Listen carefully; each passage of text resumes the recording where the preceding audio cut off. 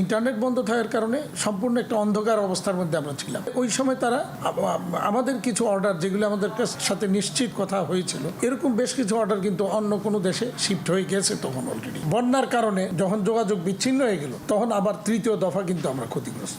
$2 billion মতো গত 1-1.5 মাসে কিন্তু আমরা ক্ষতিগ্রস্ত হয়েছে। আরো যেটা বড় সমস্যা হয়েছে, এই মালগুলি আমাদেরকে এয়ারে পাঠাইতে হচ্ছে, যার ফলে যে এয়ার ফ্রেট পার কেজিতে চার্জ যেটা ছিল $2.5 বা ম্যাক্সিমাম $3, সেটা গিয়ে এখন $6 থেকে $7-8, আমেরিকাতে গিয়ে $8 পর্যন্ত উঠছে পার কেজি। তাকে নিয়ে যদি আমরা সামনের দিনগুলি নেগোশিয়েট করতে পারি, তাহলে ইউরোপ এবং আমেরিকা আমাদের যে এক্সপোর্ট ডেস্টিনেশন, বড় 2টা ডেস্টিনেশন, এই ডেস্টিনেশনে আমাদের এক্সপোর্টটা বাড়াতে পারবো বলে আমরা বিশ্বাস করি। বায়ারকে সেফটি এবং তার মাল সময় মতো পৌঁছানোর এই নিশ্চয়তা প্রদান করা, এটা হলো আমাদের সর্বপ্রথম এখন কাজ।